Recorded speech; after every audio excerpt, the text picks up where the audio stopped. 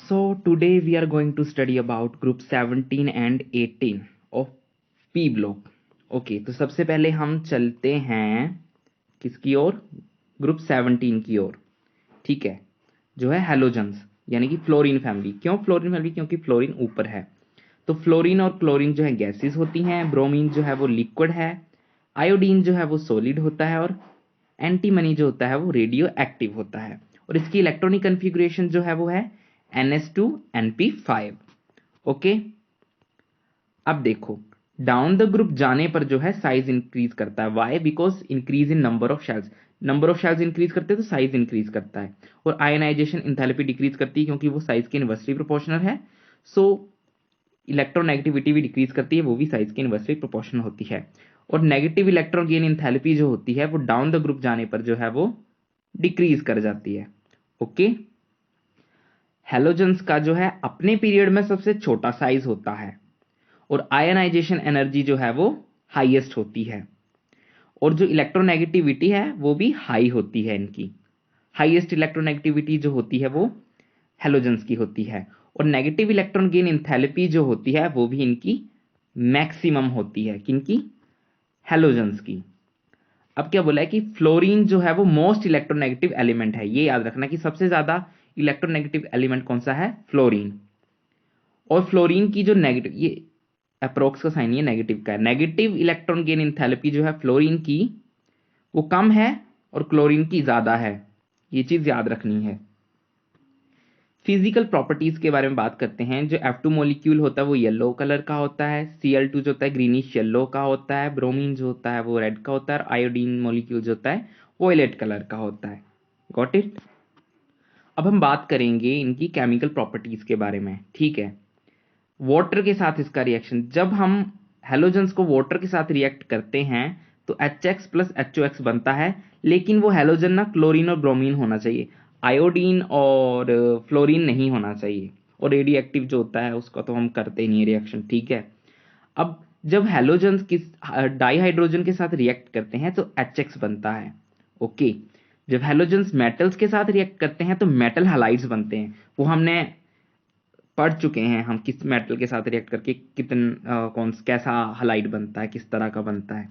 Okay, अब बोला है कि जब एक हैलोजन दूसरे हैलोजन के साथ रिएक्ट करता है तो क्या बनाता है? Inter halogen compounds. वो इस तरह का हो सकता है, इस तरह का हो सकता है, इस तरह का और इस तरह का हो सकता है।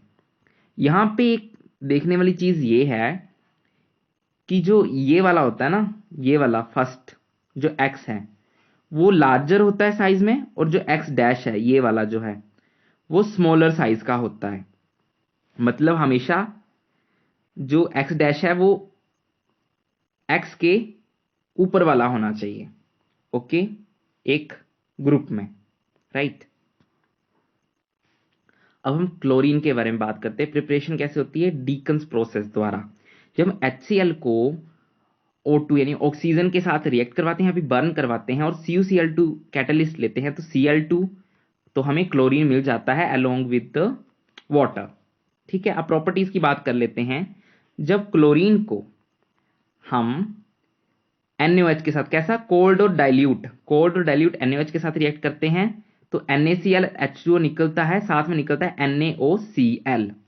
ठीक है, और लेकिन जब हम इसी क्लोरीन मॉलिक्यूल को NaOH के साथ, लेकिन इस बार क्या है? हॉट एंड कंसंट्रेटेड है, हॉट एंड कंसंट्रेटेड NaOH के साथ रिएक्ट करवाते हैं तो NaCl और H2O तो निकलता है, लेकिन इस बार निकलता है NaClO3। तो याद रखना है, जब क्लोरीन का हम NaOH के साथ रिएक्ट करते हैं तो कैसे क्या क्या होता है? NaCl और H2O तो निकलता ही है, लेकिन जब कोल्ड और डाइल्यूट हो NaOH तो NaOCl निकलता है, और जब हॉट और कंसंट्रेटेड हो तो NaClO3 निकलता है। ओके, अब CaOH2 को क्लोरीन के साथ रिएक्ट करवाते हैं तो CaOCl2 CaCl2 और H2O निकलता है। बात क्या है कि जब हम स्लेक्ट लाइम का क्लोरीन के साथ रिएक्ट करवाते हैं तो ब्लीचिंग पाउडर निकलता है। ये चीज याद रखनी है आपने। ठीक है, और ये दो रिएक्शन है, इनको आपने देख लेना है और याद कर लेना है। ओके, अब हम क्लोरीन के यूजेस देख लेते हैं। क्या होता है कि फोस्जीन COCl2, तो फोस्जीन जैसी पॉइजनस गैसेस की प्रिपरेशन के लिए जो है क्लोरीन का यूज किया जाता है। डाइज, ड्रग्स और ऑर्गेनिक कंपाउंड्स की मैन्युफैक्चरिंग में भी क्लोरीन का ही यूज होता है। और वुड पल्प की ब्लीचिंग में भी क्लोरीन का यूज किया जाता है। चलो अब हम बात करते हैं हाइड्रोजन क्लोराइड की, HCl, जिसको हाइड्रोक्लोरिक एसिड भी बोला जाता है। ये बात बताओ कि जो हमारे स्टमक में एसिड प्रेजेंट होता है वो कौन सा एसिड होता है? वो HCl ही होता है, हाइड्रोक्लोरिक एसिड होता है। इसकी प्रिपरेशन कैसे की जाती है? जब NaCl को H2SO4 के साथ रिएक्ट करवाया जाता है 420 केल्विन टेम्परेचर पे, तो NaHSO4 प्लस HCl निकलता है, तब हमें HCl मिलता है। ठीक है, प्रॉपर्टीज क्या है? जब इस HCl का आयरन के साथ रिएक्ट करवाया जाता है तो आयरन क्लोराइड बन जाता है प्लस H2। ठीक है, अब हम ऑक्सो एसिड्स ऑफ हैलोजेंस करेंगे। ऑक्सो एसिड से ही क्वेश्चन बनते हैं पी ब्लॉक में, जेई मेंस के एग्जाम में ज्यादातर। ठीक है, तो हैलोजेंस के ऑक्सो एसिड्स की बात करते हैं कि जो हैलोजेंस हैं वो ऑक्सो एसिड बनाते हैं, लेकिन जब फ्लोरीन की बात आती है तो वो सिर्फ एक ही ऑक्सो एसिड बनाता है, वो है HOF। क्यों? क्योंकि इसकी इलेक्ट्रोनेगेटिविटी हाई होती है। हमें पता है कि fluorine is the most electronegative element in the entire periodic table. पूरे पीरियोडिक टेबल में सबसे ज्यादा इलेक्ट्रोनेगेटिव जो है वो फ्लोरीन है। तो क्यों वो एक ही ऑक्सो एसिड बनाता है जो कि HOF है? क्योंकि उसकी इलेक्ट्रोनेगेटिविटी हाई होती है और साइज जो होता है उसका स्मॉल होता है। ठीक है, और HOF को हम फ्लोरिक 1 एसिड या फिर हाइपोफ्लोरस एसिड बोलते हैं। ठीक है, और जो मैंने आपको ट्रिक बताई थी ऑक्सो एसिड्स की, वहां पर जो हमें हमेशा क्या याद रखना होता है? इक एसिड को याद रखना होता है। तो इस केस में हमें क्लोरिक एसिड को याद रखना है जो कि है HOClO2। फिर हमें ऑक्सीजन कम ज्यादा करके उनका क्या बोलते हैं, उनका नाम पता करना है, और उनका नाम पता करने के बाद जो मैक्सिमम और कैलकुलेटेड ऑक्सीडेशन स्टेट वाला मेथड है उसके थ्रू हमको क्या पता करना है? स्ट्रक्चर पता करना होता है। ठीक है, मेनली यही चीज होती है ऑक्सो एसिड के केस में। अब इंटर हैलोजन कंपाउंड्स की बात करते हैं। X2 और X2 को रिएक्ट करके पहले ही बता चुका हूं कि इस तरह के या तो ये बनेगा या तो ये बनेगा या तो ये बनेगा या तो ये बनेगा, इस तरह के जो हैं वो बनते हैं। क्या बनते हैं? इंटर हैलोजन कंपाउंड्स बनते हैं। तो इनकी प्रिपरेशन देख लेते हैं। जब Cl2 और F2 को इक्वल वॉल्यूम्स में रखकर रिएक्ट करवाते हैं तो ClF बनता है। जब 3 मोल्स ले लेते हैं F2 के और एक्सेस में उसको Cl2 के साथ रिएक्ट करवाते हैं तो ClF3 बन जाता है। ठीक है, 3 मोल्स लिए तो F3 बन गया, ये 1 मोल लिया तो ClF बन गया। ये याद रख लेना कि 1 मोल लिया तो F बना, 3 मोल लिए तो F3 बना, और यहां पर इक्वल वॉल्यूम में लिया था, यहां पे फ्लोरीन को एक्सेस में ले लिया है हमने। ठीक है, अब यहां पर देखो, जब I2 और Cl2 को इक्वल में लेते हैं तो ICl बन जाता है, लेकिन जब इसके 3 मोल्स ले लेते हैं तो ICl3 बन जाता है। 1 मोल लिया तो Cl एक ही लगा है I के साथ, और जब 3 मोल लिए तो Cl3 लग गए हैं। ठीक है, अब हम ब्रोमीन की बात करते हैं। जब 3 मोल्स Br2 को 3 मोल्स ऑफ F2 के साथ रिएक्ट करवाते हैं तो BrF3 बन जाता है, और जब 5 मोल्स F2 के साथ करवाते हैं तो F5 बन जाता है। देखो, ब्रोमीन का रिएक्शन जब हम करवा रहे हैं फ्लोरीन के साथ, फ्लोरीन के अगर 3 मोल्स ले रहे हैं तो BrF3 लग रहे हैं, और जब 5 मोल्स ले रहे हैं तो F5 Br के साथ लग रहे हैं। ये ट्रिक है याद करने की। अब जो हमारा जो लास्ट कंपाउंड बना था BrF5, ये वाला BrF5, ये जो होता है हाईली रिएक्टिव होता है। ये क्या करता है कि सराउंडिंग से जो है मॉइस्चर को एब्जॉर्ब कर लेता है और HbRO3 नामक हैलेट जो है वो बना देता है। Right, understand? अब जरूरी बात कि इंटर हैलोजन कंपाउंड जो होते हैं वो मोर रिएक्टिव होते हैं हैलोजेंस के साथ। हैलोजन के कंपैरेटिवली ज्यादा रिएक्टिव होते हैं इंटर हैलोजन कंपाउंड्स, फ्लोरीन को छोड़ के। जितने भी हैलोजेंस हैं वो रिएक्टिव होते हैं, लेकिन फ्लोरीन को छोड़ के बाकी सारे हैलोजन जो कम रिएक्टिव होते हैं इंटर हैलोजन कंपाउंड्स के कंपैरेटिवली। यानी कि इंटर हैलोजन कंपाउंड्स होते हैं ज्यादा रिएक्टिव होते हैं, ठीक है, हैलोजेंस के कंपैरेटिवली, लेकिन हैलोजेंस फ्लोरीन को छोड़कर। तो हम ग्रुप 18 के बारे में बात कर लेते हैं, जिसको नोबल गैस फैमिली बोला जाता है। गैस से पता चल रहा है कि सारी गैसेज हैं और ये केमिकली इनर्ट होती हैं। इनर्ट यानी कि ये केमिकली रिएक्ट नहीं करती हैं, और रिएक्ट नहीं करती इसलिए बहुत कम कंपाउंड्स बनाती हैं। तो ये सारे जो हैं वो नोबल गैस फैमिलीज हैं। अब इलेक्ट्रॉनिक कॉन्फ़िगरेशन की बात कर लेते हैं इनकी। इलेक्ट्रॉनिक कन्फिग्रेशन है ns2np6, हीलियम को छोड़, हीलियम के केस में 1s2 होती है। अब देखो s ऑर्बिटल के पास 2 इलेक्ट्रॉन होने चाहिए और p ऑर्बिटल के पास 6 होने चाहिए, और वो हैं भी। तो ऑक्टेट जो है यहां पर भी कंप्लीट है, यहां पर भी कंप्लीट है। तो ऑक्टेट कंप्लीट होने की वजह से ही इनको नोबल गैस फैमिली बोला जाता है, इनको नोबल गैसेस बोला जाता है या इनर्ट गैसेस भी बोला जाता है। अब देखो कि अगर किसी केमिकल रिएक्शन कब करते हैं, जब केमिकल रिएक्शन कब करते हैं, जब उन या तो वो इलेक्ट्रॉन गेन करके या लूज करके या शेयर करके किसी भी तरह से अपना जो है ऑक्टेट कंप्लीट करते हैं, लेकिन इनका ऑक्टेट पहले से कंप्लीट है, तो इलेक्ट्रॉन की शेयरिंग, आदान प्रदान कुछ नहीं करेंगे, तो ये केमिकली रिएक्शन भी नहीं करेंगे, तो इस वजह से केमिकली इनर्ट होते हैं, और इसी कारणवश ये जो है बहुत कम ही कंपाउंड्स को बनाते हैं। अब डाउन द ग्रुप जाने पर क्या होता है कि साइज इंक्रीज करता है, क्यों? नंबर ऑफ शेल्स इंक्रीज करते हैं। आयनाइजेशन एंथैल्पी डिक्रीज करती है, क्योंकि वो साइज की इनवर्सली प्रोपोर्शनल है। और नो इलेक्ट्रॉन गेन एंथैल्पी होती ही नहीं है, क्यों? ऑक्टेट ही कंप्लीट है, तो वो इलेक्ट्रॉन गेन ही क्यों करेंगे?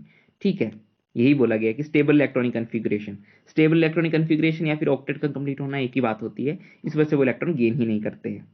समझ गए? अब केमिकल प्रॉपर्टीज के बारे में बात करते हैं। तो जनरली जो नोबल गैसेस होती है लीस्ट रिएक्टिव, बहुत ही कम रिएक्टिव होती हैं, तो इसलिए बहुत कम कंपाउंड्स बनाते हैं। लेकिन फिर भी जो जीनोन है वो जो कुछ कंपाउंड्स बनाता है, फ्लोरीन के साथ भी और ऑक्सीजन के साथ भी। तो फर्स्टली हम जीनोन और फ्लोरीन के कंपाउंड्स की स्टडी करते हैं। तो जीनोन और फ्लोरीन को जब रिएक्ट करते हैं और जीनोन को एक्सेस में लेते हैं, जीनोन F2 बनता है, और फ्लोरीन के 2 मोल्स लेते हैं और 1:5 में इनको लिया जाता है, तो जीनोन F4 बनता है। और इसके जब 3 मोल्स लेते हैं F2 के और 1:20 में लिया जाता है, तो जीनोन F6 कंपाउंड बन जाता है।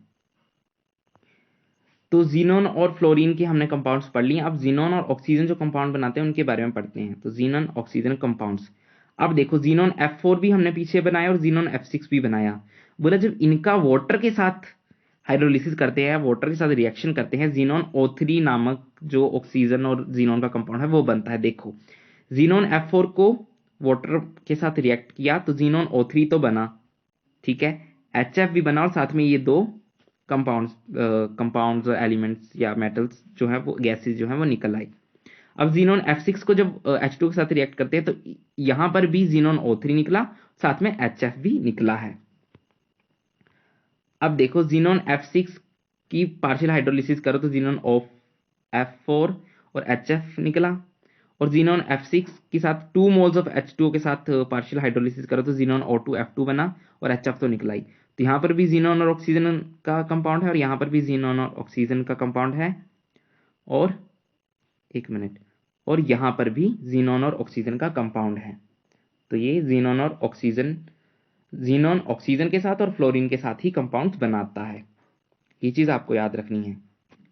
अब देखो जीनोन का जो है ऑक्टेट जो है वो कंप्लीट होता है, 1 2 3 4 5 6 7 8, 7 इलेक्ट्रॉन आ गए, ठीक है। अब देखो, अब हम चलते हैं अपने पहले कंपाउंड की तरफ जो है जीनोन F2, ठीक है, जीनन F2, यानी कि 2 फ्लोरीन है, तो एक फ्लोरीन यहां लगा, एक फ्लोरीन यहां बना, तो 1 2 3, 3 लोन पेयर बने और 2 फ्लोरीन अटैच हो गए हमारे साथ, और वही हो रहा है यहां पर, 3 लोन पेयर आ गए और 2 फ्लोरीन अटैच हो गए। सिमिलरली यहां पर भी होगा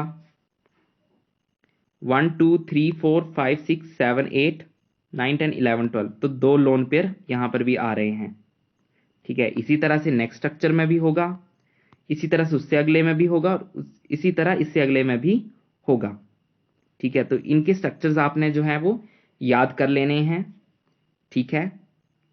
और आपने स्ट्रक्चर की नेमिंग तो पढ़ी ही होगी